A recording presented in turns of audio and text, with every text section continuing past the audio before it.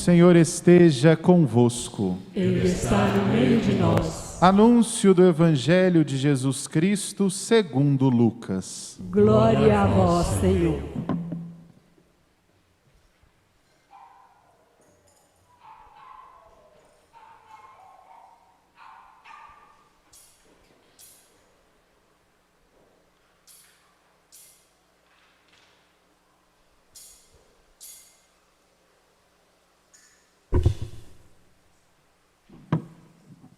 Naquele momento, Jesus exultou no Espírito Santo e disse: Eu te louvo, Pai, Senhor do céu e da terra, porque escondeste essas coisas aos sábios e inteligentes e as revelaste aos pequeninos.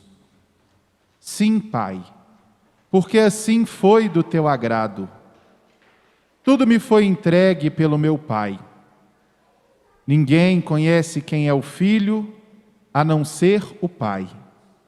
E ninguém conhece quem é o Pai, a não ser o Filho e aquele a quem o Filho o quiser revelar. Jesus voltou-se para os discípulos e disse-lhes em particular: Felizes os olhos que veem o que vós vedes, pois eu vos digo que muitos profetas e reis quiseram ver o que estáis vendo e não puderam ver. Quiseram ouvir o que estáis ouvindo e não puderam ouvir. Palavra da salvação. Glória a vós, Senhor.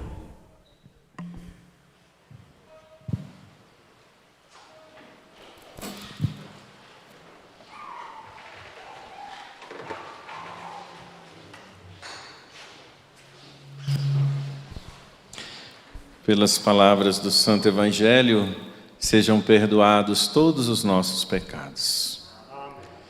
Prezado Padre Fernando, nosso pároco, seminarista que nos acompanha também nesse momento de fé, querido povo de Deus, nesse momento nós então comungamos da palavra que é luz para a nossa vida e força para a nossa caminhada.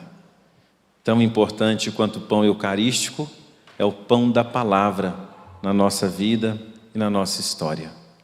Pois no princípio era o Verbo, e o Verbo se fez carne e veio habitar entre nós. Na caminhada litúrgica da igreja, o tempo mais propício, mais solene para celebrarmos a Virgem Maria é nesse tempo do Advento. E esta comunidade é agraciada por ter a Imaculada Conceição como a sua padroeira. Para nós franciscanos é uma devoção muito particular. Ela também é a padroeira de nossa ordem. São Francisco tinha uma profunda devoção à Virgem Imaculada.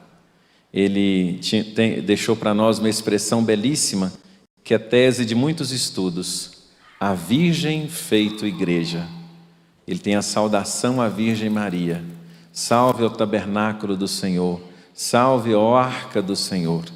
E ele vai falando as saudações à Virgem e conclui que a Virgem é a Virgem feito igreja. É a primeira discípula do Mestre Jesus. Maria vai à frente e com Maria nós vamos caminhando. Mas digo também porque é um momento litúrgico que nos fala da esperança.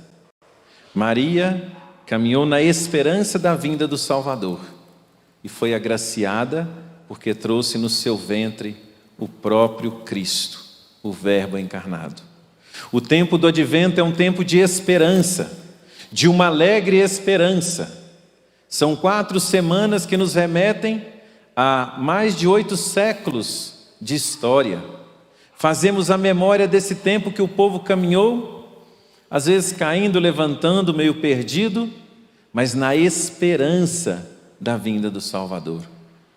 Olha que belíssimo o profeta Isaías, lá 8 séculos antes da vinda de Jesus, falando que virá o Salvador, a haste de Jessé. Então daqui virá, e quando ele vier, quem encontrar o seu caminho, tudo será transformado. Não haverá mais diferenças entre nós, mas não quer dizer que todos seremos iguais. Não haverá mais divergências. Aliás, estamos vivendo em tempos difíceis, que a gente não pode pensar diferente do outro. Pensar diferente, a gente se torna inimigos e adversários. Pensar diferente é uma riqueza que nós devemos ter. E é nesta riqueza que nós vamos construindo o reino de Deus.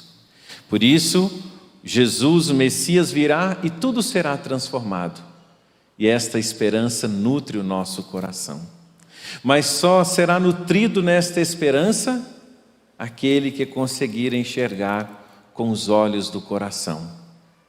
Muitos quiseram ver o que vocês estão vendo, diz Jesus para os seus discípulos. Muitos quiseram ver, mas não conseguiram enxergar. Não é com esses olhos que estão no nosso rosto, mas os olhos da fé, os olhos que estão no coração.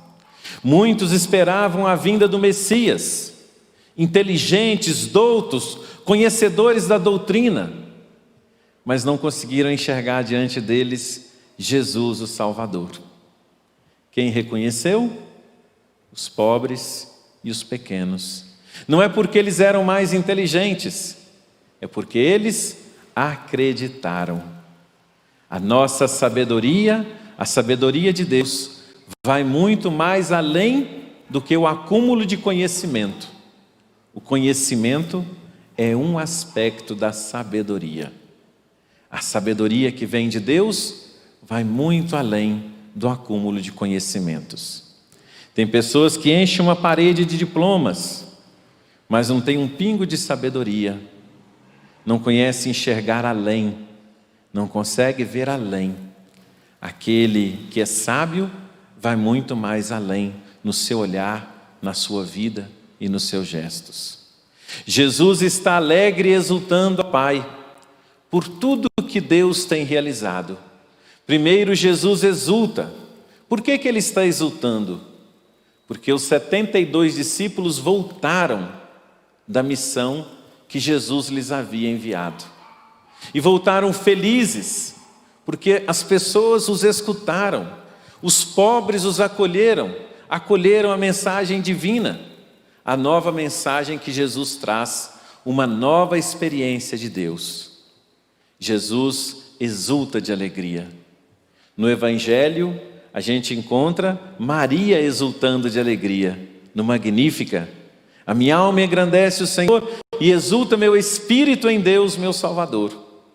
É o único trecho do Evangelho que nós temos Jesus no Evangelho de Lucas, dizendo: eu te exulto, eu exulto, ó Pai, eu me alegro, porque revelastes estas coisas aos pequenos, porque tantas maravilhas aconteceram.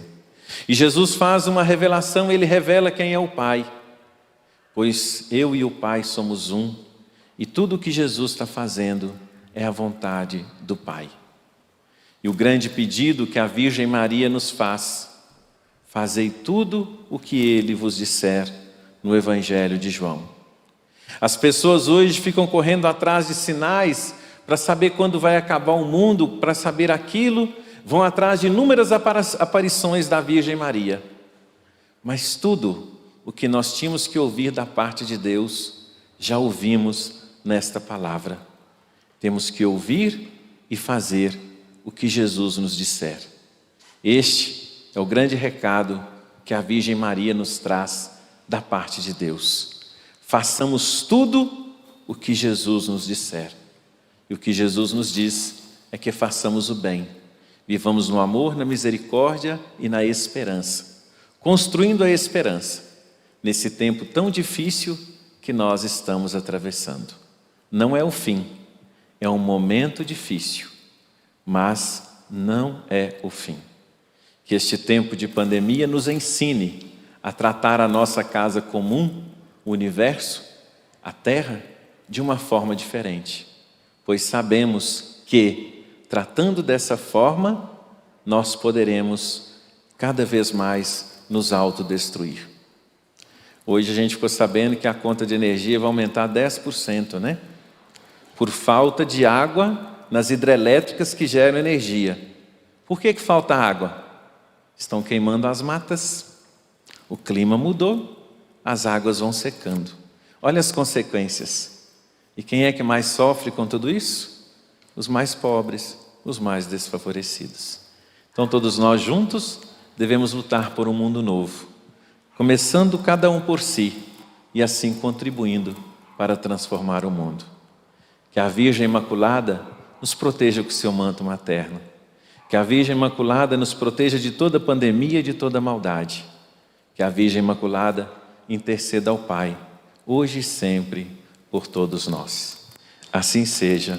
Amém.